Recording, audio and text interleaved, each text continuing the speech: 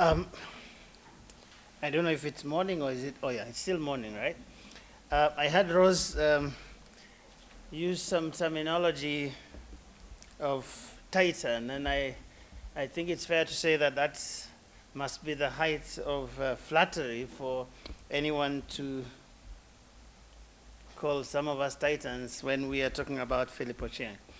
Uh, I, as a true son of the soil, I perhaps should have started by saying my names are, and apart from the rage that I'll get from Joe Dindo, I think that's the mere thought of what Philip would have thought about that would keep me awake the whole night. So I want to say that unlike some of the people I see in this room, I never had the privilege of working closely with Philip.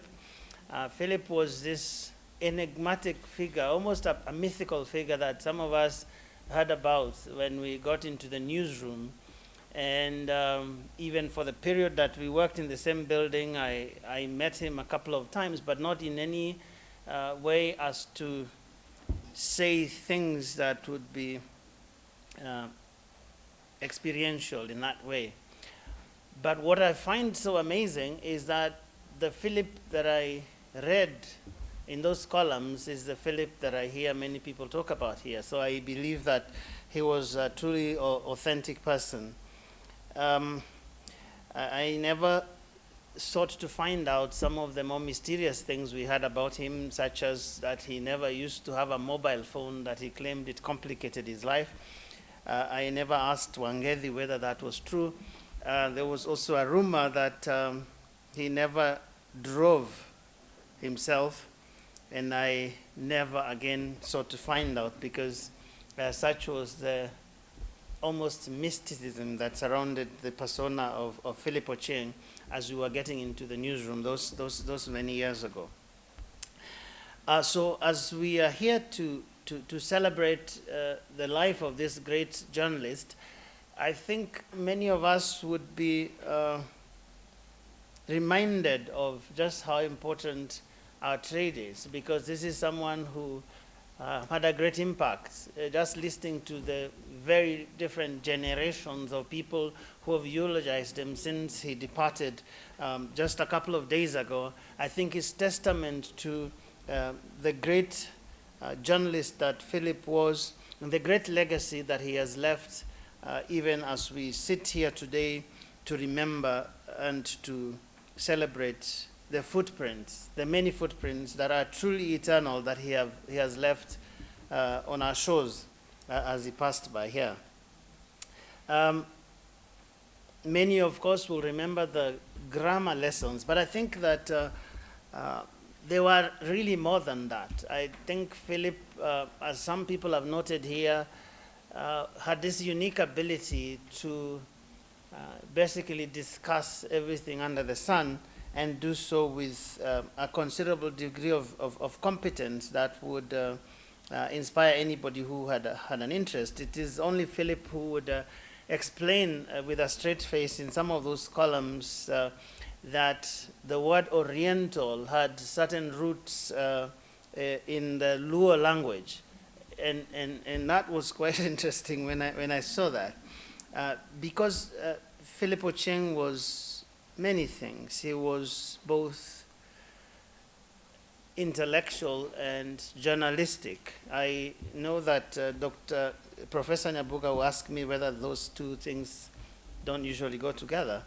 But anytime people move to the academy, there is always fear amongst us as journalists that we have finally lost them. But I think Philip was able to straddle both worlds of intellectualism and hard-nosed journalism that would deal with day-to-day questions, even though he dealt with them in his own way. And Philip was, as someone said, he was cantankerous and provocative, and he was also annoying. But he was so beautifully so that he got away with it, that you would not read his columns and feel nothing. That was Philip. And I think that that is a great lesson for us. We always say in this business that if you did something that nobody said anything about, then perhaps you didn't do anything at all. And I think Philip exemplified that in very, very special ways. He had what I think some people have rightly said. He had almost a certain kind of literally impunity, because he could, I had the students who were talking about the license he had to even attempt to create certain words. And of course, many of us who are Kenyan would know the kind of impatience he had with things like, I can be able to do something, like for example, the big quarrel about several times and severally, the question of continuously, or is it continually, and all of these things we will keep remembering. And for some of us who sub-copy, some of those things will hit you, and then you can remember a certain column that you read by Philip Ochieng.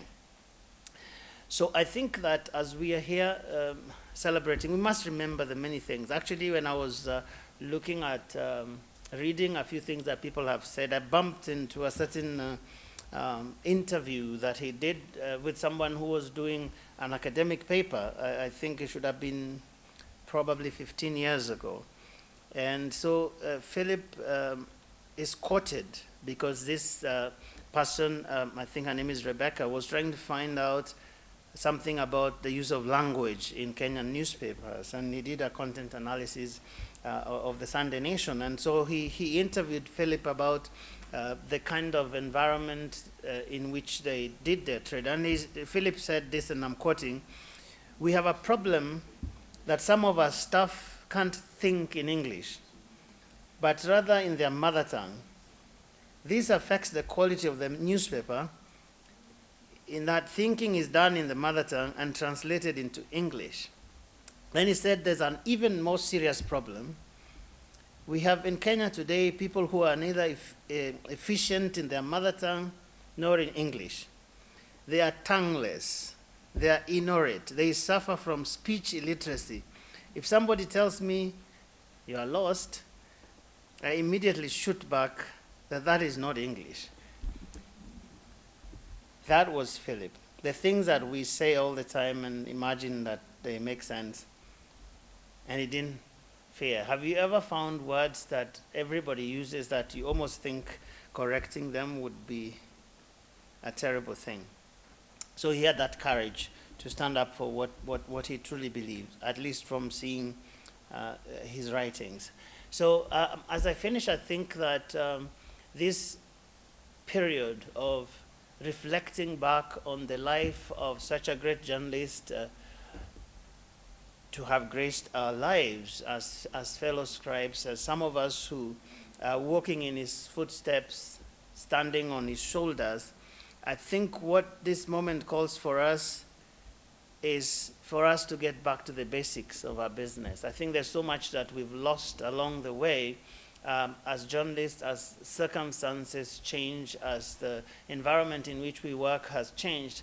But I think that the writings and the general behavior of this great man in our midst should push us to get back to square one, as someone said, about what is truly important about the work that we do. That even though technology has moved some ways since the days that he entered a newsroom, that the work we do as journalists has not changed, even if the means, the tools, and perhaps the environment in which we do it may have changed considerably over time. So as I finish, I am not typically given to quoting Shakespeare, but what else can anybody quote when we are talking about the memory of Philip Ochieng? And so I will go a bit cliche and just quote the famous oration of Mark Antony at Caesar's funeral, that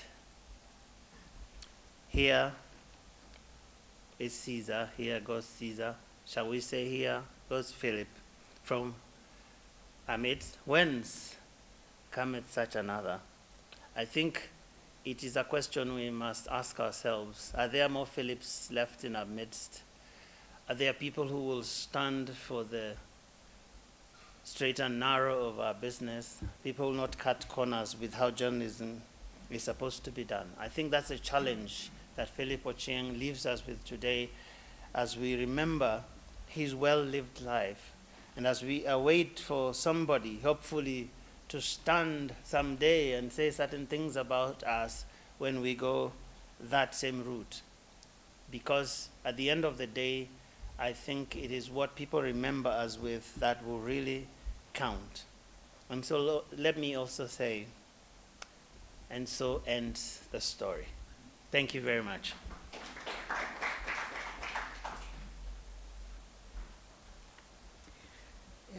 We're now going to shift online.